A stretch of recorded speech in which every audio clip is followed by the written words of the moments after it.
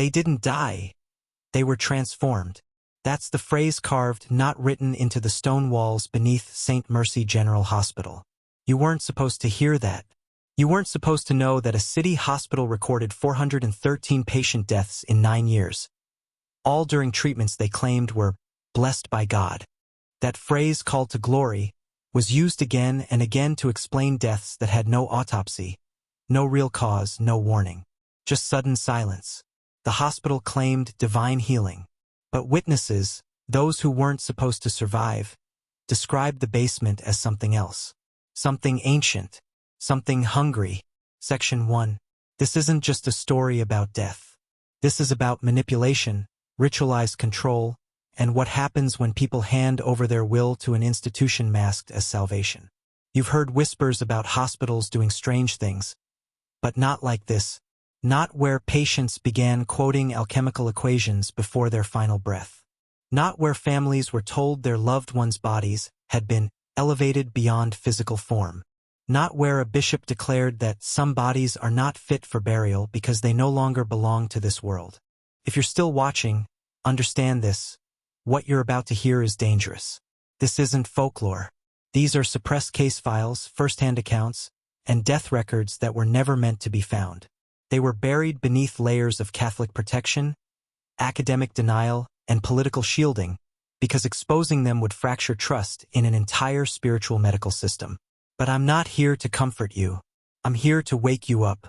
Because buried under stained glass sermons and hospital benevolence is a dark engine, one that feeds off suffering, obedience, and blind faith. And it all started with a man named Dr. Charles Whitman. A man who didn't just practice medicine, but ritual. A man who believed that suffering unlocks the mind not for healing, but for harvesting. You've heard the phrase, knowledge is power. What you haven't heard is what happens when that power is extracted from the dying. By the end of this video, you'll never look at hospitals or sanctuaries the same way again. Now lean in, because what they did in that basement was not medicine. It was transformation, and you're next in line to understand why. Section 2. Dr. Charles Whitman wasn't born in Boston. He appeared there. That's the first lie. Records say he immigrated from Edinburgh in 1873, but no ship manifest ever listed his name. His medical degree, the University of Edinburgh, has no such file. And yet, by the spring of 1874, he had full credentials, Vatican recognition, and enough funding to open a 3-story medical facility in the poorest, most faith-driven district of Boston. Whitman didn't practice medicine. He practiced belief, and he used belief to dismantle reason. Patients described him as calm, immaculate, and magnetic. His presence quieted rooms. He never raised his voice, but when he spoke, people obeyed. Not because of fear, but because they felt chosen. He wore a silver cross on his lapel, but unlike the ones you see on priests, his was etched with a spiral, a symbol traced back to pre-Christian healing cults in Ireland. No one questioned it. His partners, Sister Margaret O'Connor and Chaplain Robert Sullivan, were just as enigmatic. Sister Margaret claimed to be a nun. Yet she had no recorded vows, no convent, no diocese attachment. And Chaplain Sullivan? His ordination records are lost. Convenient. These weren't just people. They were roles, architects of psychological control. Their rituals, their language, their aesthetic, every piece was designed to hijack the minds of desperate families. The poor, the broken, the devout, the ones most likely to obey and least likely to question. It began with the sacred treatments. Families were told that not everyone could receive them. Only the worthy, only the faithful. Whitman claimed he prayed over patient applications and only admitted those God revealed to him. In truth, he was selecting something else: patterns, traits, vulnerabilities. You'll see. In the basement, they were strapped to chairs, not gurneys. Surrounded by relics, not medical tools. Anointing oils were used, but so were copper rods, mineral injections, sound frequencies. Patients were told these were blessings. But they were procedures, experiments designed to fracture the psyche and open something hidden inside the human mind. Some patients emerged healed. Some didn't emerge at all. But those who survived described seeing geometric lights, whispering voices, and a presence always behind them, asking questions no human should know to ask. Whitman's goal wasn't health. It was access. He wasn't healing the sick, he was harvesting the awakened. Section 3. If this was just about cult-like manipulation, that would be disturbing enough. But what made St. Mercy different, what made it dangerous, was the pattern no one could explain. Every single patient who died during sacred treatment died between 2 o'clock and 4 a.m. No deviation. 413 victims. 9 years. Always the same window. That's not a coincidence. That's a ritual schedule. Whitman told families it was the hour of divine visitation. But to those who've studied ancient ritual systems, that time frame is known as the veil hour. The time when the boundary between the conscious and the unconscious, the material and the immaterial, is thinnest. Not according to folklore, but according to forbidden manuscripts banned by both the Vatican and the early American Psychological Society. You see, Whitman didn't invent this. He resurrected it. He was reenacting a much older system one whispered about in the ruins of pre-Christian monastic sects who believed that memory, identity, even consciousness itself could be extracted during the final moments of life. They believed that under precise conditions including light deprivation, sound resonance, and neurochemical enhancement, a dying mind would become like an open vault. And what was inside could be taken. This is what began happening at St. Mercy. But instead of monks, it was doctors. Instead of sacred texts, it was medical files. Hundreds of them catalogued under a single phrase: access achieved. That's what investigators found scrawled in the margins of death reports when the hospital was finally raided.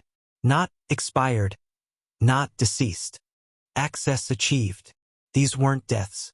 They were data extractions.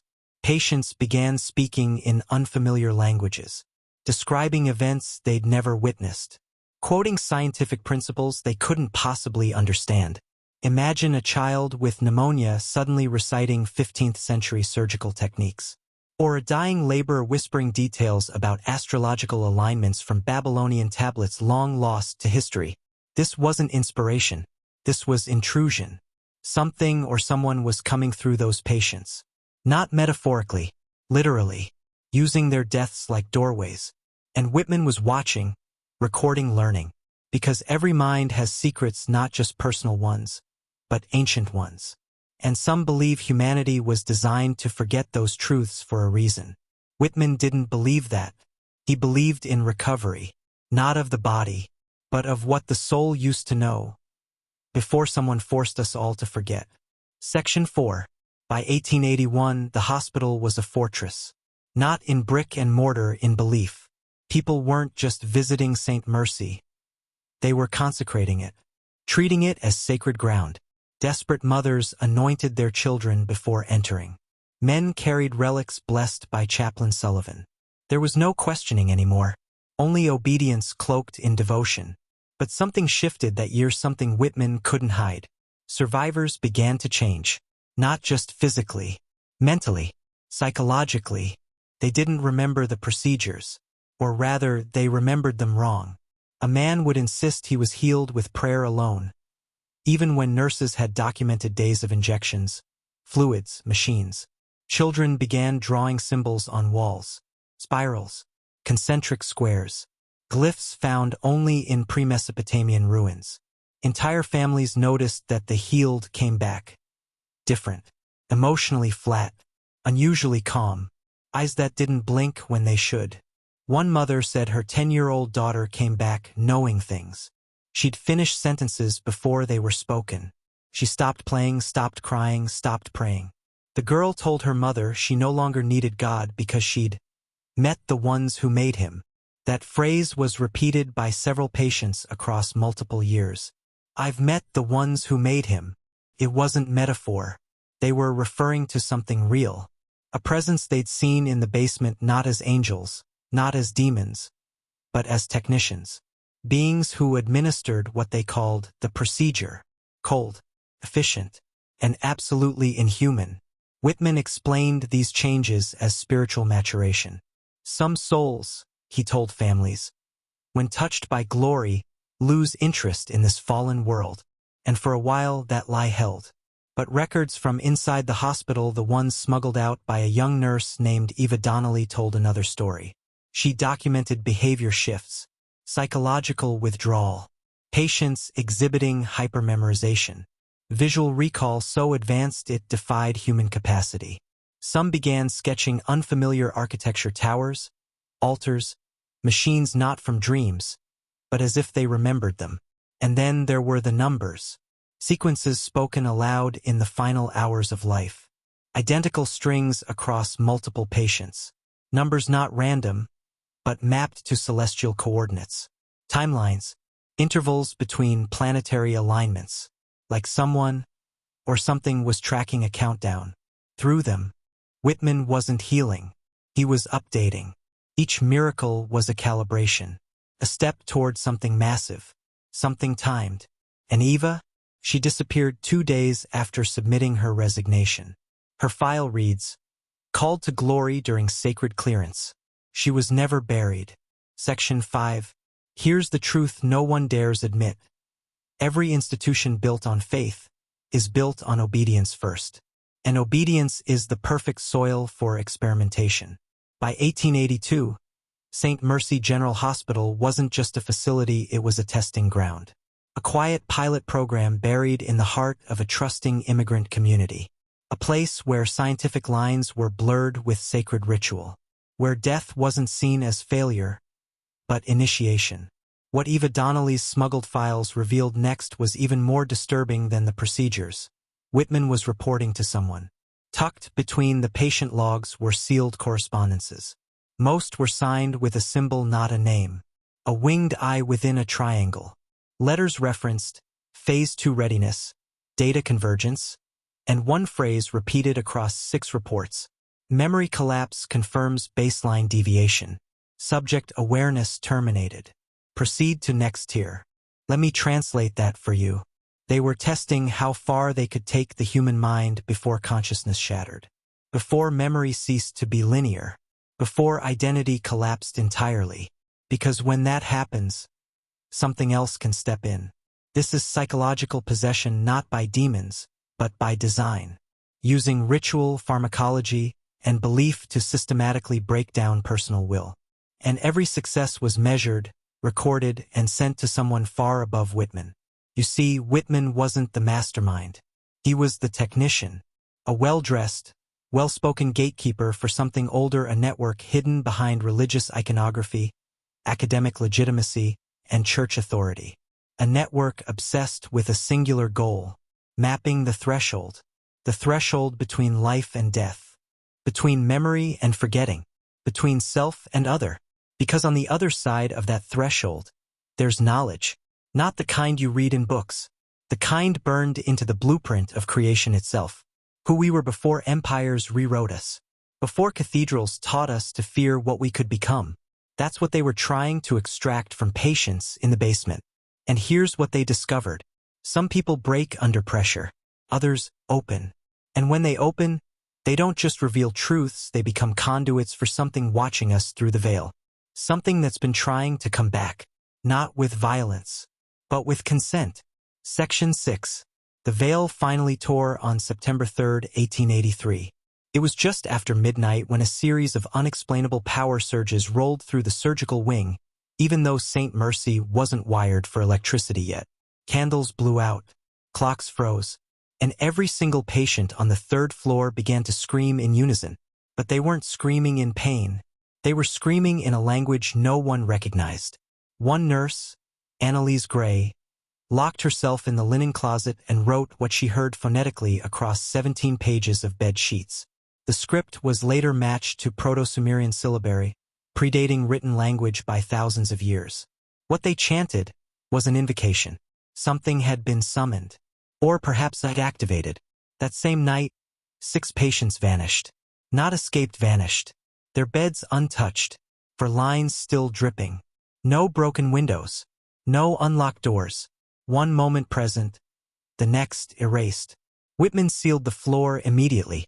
Publicly, he told families there was a quarantine, a spiritual affliction, caused by a rare strain of pneumonia. But internally, documents show he referred to the incident as Contact event number 6 partial manifestation confirmed. That's right. Number 6. Meaning this wasn't the first time.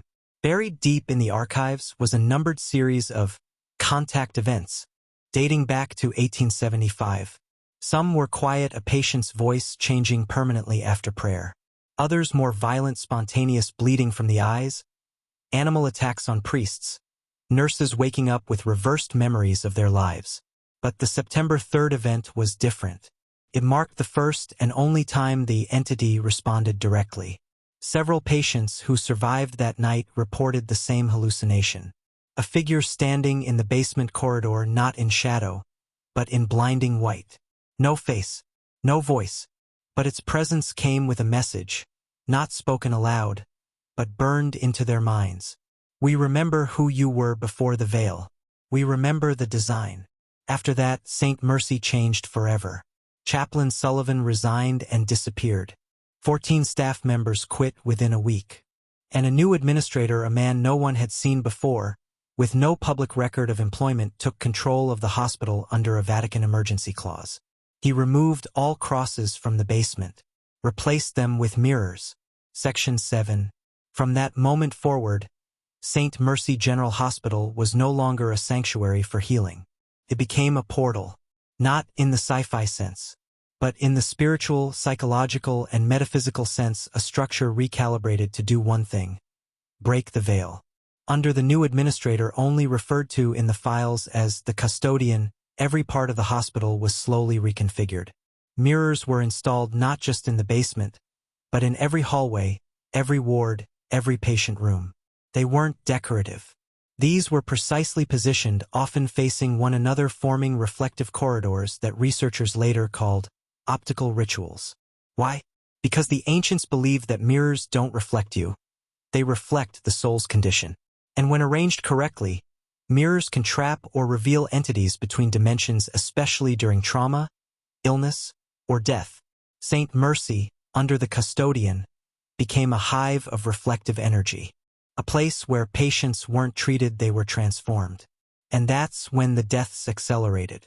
From 1883 to 1892, 13 people died at St. Mercy General Hospital. That's 5 times the national average for a facility of its size. Many were listed as cardiac arrest or infection. But when Eva Donnelly cross-referenced the autopsies, she noticed patterns. Black fluid in the lungs with no known cause. Eye sockets darkened or scorched from within. The pineal gland, the so-called third eye, found hardened, as if crystallized. Most disturbing, none of the victims had any religious items buried with them. No crosses, no rosaries, no final rites, because they weren't considered dead. Not by the custodian. They were considered ascended. And in the classified Vatican archives, the ones Donnelly accessed through a whistleblower known only as Malachi Ascension, is code for successful veil breach. Meaning their souls didn't just leave the body. They never came back. Section 8. Eva Donnelly knew she was in over her head. After discovering the files on Ascension, she requested temporary leave, citing exhaustion. But her real intention was clear: she was going to find the custodian. The trail was cold. No birth records, no employment history, no photographs. Just one address linked to an off-the-books property purchase in 1890, paid in gold coin. A private cabin deep in the Black Hollow Forest, 11 miles east of St. Mercy. Locals had long whispered about that stretch of woods. Missing hikers, animal carcasses left in spirals, trees growing in unnatural, perfect circles. But Eva went anyway. And what she found shouldn't have existed. The cabin was still intact, untouched by time. Inside, dozens of medical journals lined the walls, all handwritten, all bearing the same insignia. A triangle with an open eye split in half. The content: experiments on mirror-based trauma therapy, soul displacement, memory fragmentation, and something labeled reverse baptism. But that wasn't the worst part.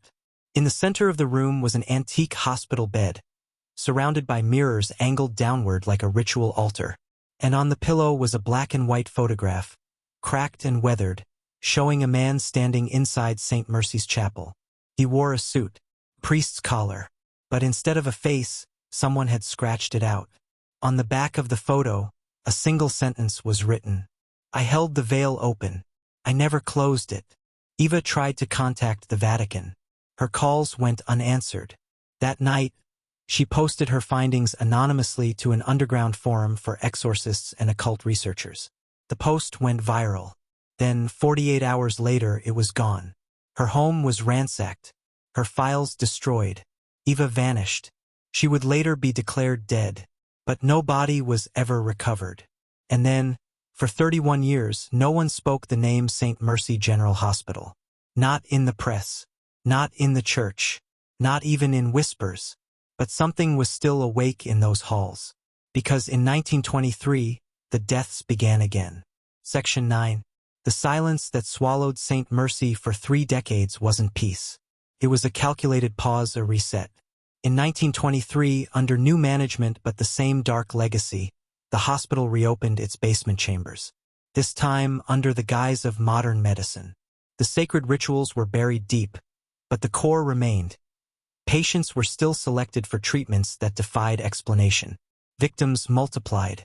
From 1923 to 1932, an additional 127 deaths were recorded, patients lost to sudden convulsions, unexplained comas, and dissociative episodes.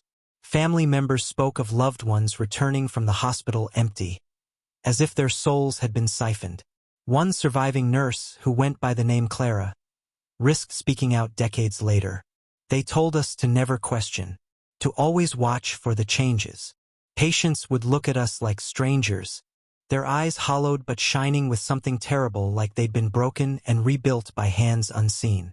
Clara's testimony revealed something more chilling. The hospital had become a recruitment ground for a secret society, one dedicated to the preservation of transcendence. Members believed the veil between worlds could be crossed, but only by those who surrendered their identities. This society was rumored to have ties to early 20th century secret orders groups like the Hermetic Brotherhood of Luxor and Ordo Templi Orientis, who sought ancient knowledge through ritual and occult science. But St. Mercy was different. It was their laboratory, their crucible. Behind closed doors, patients were subjected to new protocols. Psychoactive concoctions blended with ritual fasting, hypnotic chants, and exposure to harmonic frequencies meant to align the soul with the cosmic order. The result? A growing number of patients reported shared visions. Cryptic symbols, fractured landscapes, and beings made of light and shadow, waiting beyond a threshold of broken memories. The question remained, were these true visions or induced delusions? Either way, the hospital was harvesting something far beyond physical health. It was harvesting transcendence through destruction. And the men running this operation were no longer content with hidden basements. They were ready to take it public. Section 10. By the late 1920s, St. Mercy's influence had stretched far beyond Boston's North End. Whispers spoke of wealthy donors from New York and Philadelphia funding expansions, but these were not simple donations. They were investments. Investments in a new kind of power. The hospital began quietly recruiting influential figures. Academics, politicians, even judges, all seeking cures for ailments no one else could treat. These elite patients entered the basement chambers with full knowledge, or so they believed, and were promised miraculous healing. What they got instead was something far more profound and far more sinister. Post-treatment, many exhibited what insiders called the awakening, a sudden and intense cognitive shift. Patients returned with unnerving clarity and unsettling new knowledge. Some described remembering past lives. Others claimed to see hidden threads connecting world events. And a few began speaking cryptic phrases, fragments of lost languages, ancient prophecies, and coded warnings. But with every awakening came a price. Some patients descended into madness. Others disappeared altogether. Their absence explained away as voluntary retreats or travel for spiritual cleansing. One name surfaced repeatedly in leaked documents. Jonathan Harrow, a wealthy industrialist who vanished shortly after a basement treatment in 1929. Witnesses said he left the hospital transformed, speaking in riddles about breaking the cycle and the coming reckoning. Harrow's disappearance sparked quiet panic among the elite donors. Fearful questions whispered behind closed doors. Yet the hospital's veil of secrecy remained intact, protected by powerful alliances within the church and government. Behind the scenes, the custodian or his successor meticulously maintained the operation. They monitored awakened patients, noting their psychological and metaphysical transformations with clinical precision. Because the truth was clear to them, the ritual was not about healing the sick. It was about harvesting potential. Potential for something greater, something beyond the material world, something that would change the balance of power forever. Section 11. This is where most stories stop, where the veil is drawn neatly closed. But the truth is darker, deeper, more dangerous. The harvesting of potential wasn't just metaphysical rhetoric. It was a deliberate, systemic effort to create a new breed of human. One untethered by ordinary consciousness. One that could manipulate reality from behind the scenes. And Saint Mercy was the crucible. By the early 1930s, internal memos leaked decades later described the goal in chilling terms. Initiate the ascended. Conditioned to transcend mortal limits. Prepare for integration with the architect collective. The architect collective. A phrase unknown outside classified circles, whispered among secret orders. A group, or perhaps an intelligence, that supposedly manipulates the very fabric of reality, time, perception, and consciousness itself. This collective wasn't extraterrestrial, nor divine. It was ancient, primal, a force older than civilization, waiting for humanity to unlock the door. And through Saint Mercy's twisted experiments, that door was opening. Patients who survived the treatments became gateways, their minds fracturing to house multiple layers of awareness. Memories of a previous world. Knowledge too vast for any single human. But this transformation came with terrifying side effects. Fragmented personalities. Sudden violent outbursts. Episodes of unexplainable strength or paralysis. And an insatiable hunger for secrets, knowledge that no one should possess. Worse still, some patients reported being visited by shadowy entities. Not hallucinations, but real interactions. One recorded confession from a survivor read, "They come through the mirrors, watching, waiting, offering a power, but at a price." The soul becomes a battleground, and the hospital was their battlefield. Saint Mercy had become not just a place of forbidden science, but a front line in a war for the human mind and soul. A war hidden in plain sight, and the casualties were not just the patients, but the very essence of humanity itself. Section 12. Now, you must understand the institutions we trust are not what they seem. Saint Mercy was protected, funded, and hidden by a network that extends far beyond Boston's alleys and hospital walls. The Catholic diocese, powerful secret societies, even government agencies were intertwined in this web. Each had a stake in the continuation of these experiments. Each used the hospital as a tool to manipulate not only bodies but minds, memories, and beliefs. The patients were pawns. The families? Kept in the dark with promises of miracles and divine purpose. And the staff? Either complicit, terrified, or broken by what they witnessed. A whistleblower, codenamed Malachi, leaked documents decades later revealing meetings between high-ranking church officials and government operatives discussing Project Ascension. The objective: harness the hidden capabilities unlocked through Saint Mercy's rituals to create operatives who could infiltrate and control society at the highest levels. But such power comes at a cost. The more they pushed, the more reality fractured. The boundaries between life and death, self and other, memory and oblivion grew thin. People were no longer just healed or killed, they were transformed into living vessels of suppressed truths. Some of these truths, the world's greatest tragedies, were orchestrated to hide the deeper war for consciousness.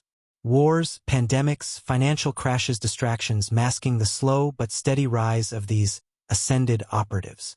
This is why truth seekers like you must peer beyond the veil. Because understanding the game is the first step to breaking free. To reclaim your mind, your soul, and your power. Midpoint now. Comment, "I see beyond the veil," twice in the comments to mark your awakening and lock your place among those who dare to know. Section 13. Good. You've said it. I see beyond the veil. I see beyond the veil. That simple phrase is more than words. It's a key unlocking doors within your mind that many never dare to open. Because now you understand. Saint Mercy was never about healing or faith. It was about control. Psychological control through ritualized trauma. Spiritual control by rewriting belief systems. And institutional control, wielded by unseen hands that bend society's fate in the shadows.